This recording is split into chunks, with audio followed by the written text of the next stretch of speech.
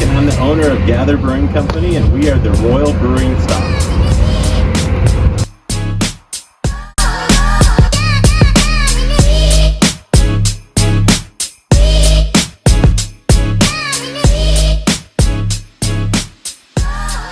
The inspiration really starts with the brand.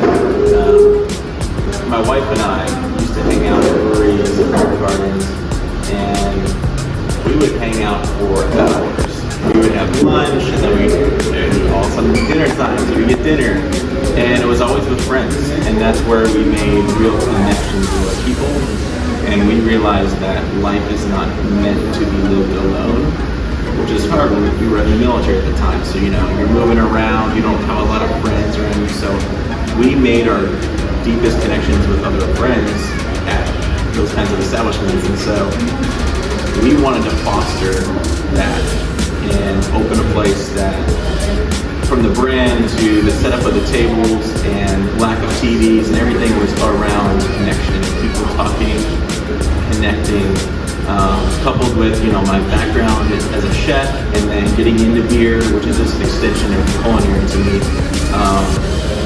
Bringing the creative and meeting that with our passion for connection, just creating that environment. That's where it really started for us. Where were you guys founded? So technically, we were established in 2020. That's the LLC. The build out took a lot longer than we thought, and so we actually opened in December of 2020. Yeah, the build out took about 9 months, another 10 months for the plans, and then it took a while. What type of dishes do you guys offer here? And brew? Yeah, so the food really was an inspiration for I spent time in South Korea. When I was younger, not in the military, I was an English teacher and studied music there, and I love the cuisine. To me, Korean food is comfort food. So marrying that with the flavors that we have here in Texas was really the inspiration. And I was a cook in the military, so the R&D was, when I was cooking for the guys on the ships, and so we do a lot of Korean food, Korean fusion food. We make our own kimchi. We love fermentation. We make our pickles, and try to put a twist on everything. Like, here's a burger, but we're making it more interesting, better, but it's still a proud pastry. So that's really with everything. The beer, here's an IPA, but it's super approachable, and so the people who don't normally like IPAs can get into it. And what is your best-selling beer?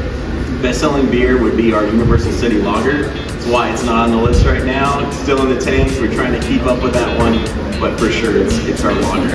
Secret menu items. The Korean style chicken tenders is a secret menu item that if you haven't had it, you gotta ask for one. There's a button on the other side of the register, but it's not on the menu, and they are awesome.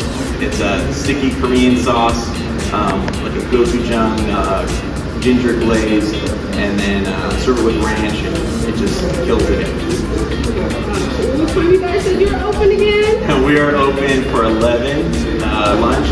We go all the way through. Kitchen closes at 9, and then on the weekends we stay open until 10 up front. And but Saturday, Wednesday, Thursday, 9 to 11 to 9, and then Tuesday we just opened for trivia night. So we do 5 to 9 on Tuesday. So I'm just about to ask you guys offer events here at the Gather.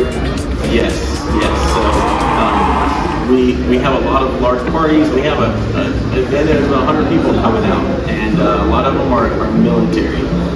So there's promotions, going aways, retirements, all that stuff throughout the week. And being across from the base, like, that was a big part of what we wanted to do and support. And so seeing those guys in here and girls, and giving them a space to celebrate things, like, it's just awesome and near and dear to our hearts. And then, with the trivia, we did a military appreciation day. We got a bunch of sponsors give us awesome donations, and we were able to give these guys all kinds of free goodies, and that was a lot of fun. So, yeah. That sounds awesome. I just wanted to ask you if you support any causes in the community, which it sounds like you are really heavy into the military. Yes, absolutely.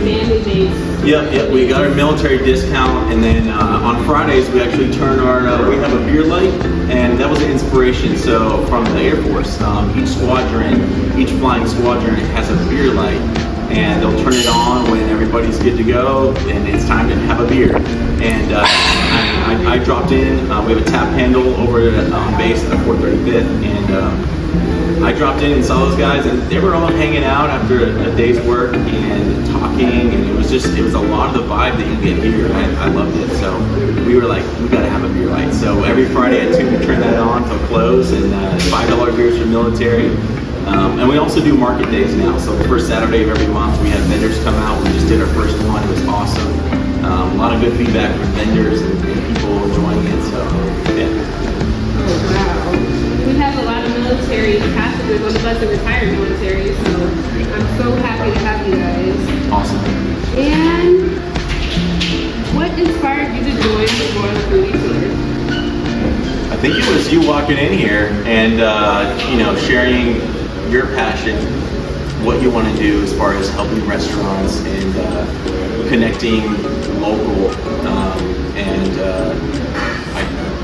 that definitely inspired me, because I am all about that.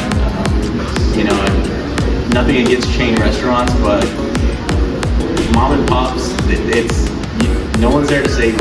So the more we can do for each other, the better. Absolutely.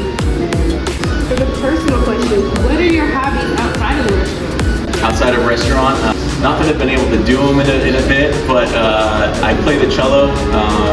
That was my life before the military. I was really serious with it, so I enjoy picking that up and calming me down after a long day's work, and that's fun. Playing with my boys, I have 3 boys now, and it's never ending. They always want to play. And I'm a big hunter, so I had to skip last year because we were opening, but I'm looking forward to this season. And what was your favorite childhood dish growing up? Childhood dish? I think it was bread, honestly.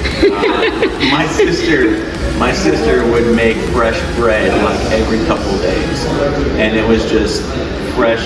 Like they would grind the wheat and everything, and just bread and butter. It was so good. Oh man. And where are you from, and what food are they known for? So I grew up in Minnesota. That's where I lived for the longest period of my life, the first 9 years. And I have no idea what we're known for. No idea. I think when we would go out to eat, it was usually Shoney's buffet, and we only got the salad bar. So we had a big family and not a lot of money, so we made it work, but I don't know what they're known for. It's a good question. And what is your least favorite food? You know what? There's a cold noodle bowl that's Korean. It's a Korean dish, and it's cold noodles, and I can't do cold noodles, so unless it's a pasta salad. So I can't do cold noodles. Yeah, cold noodle soup is a no-go. What's your favorite beer right now? My favorite beer on tap has got to be our Belgian Blonde. I'm really passionate about Belgian beers. We usually have 3 or 4 on tap, and every time I brew it, I tweak something. I'm going for my perfect Belgian beer, and this is the closest I've come. So it's got a little bit of slight pepper on the nose and a little bit of spice in the background, but all that Belgian-y goodness and the flavor. It's an easy drinking, light bodied beer, but it's 7.5%. So it can be a dangerous beer, but definitely my favorite. Describe the most adventurous dish you've ever created. The most adventurous dish I've ever created. That's such a good question. Today on the ship, we were underway, and my captain signed off on the menu. He said, "I have no idea what this is, but I'll sign the menu," because I had to get him approved, right? And I tried all kinds of stuff. I do sushi, and I'm just gonna try it, right? It's always different. This is really different. So I did a hot dog wrapped in ground beef, wrapped in bacon, and grilled. And it was pretty much a heart attack on the plate, but that was different. Sounds like something I try at least once. One time.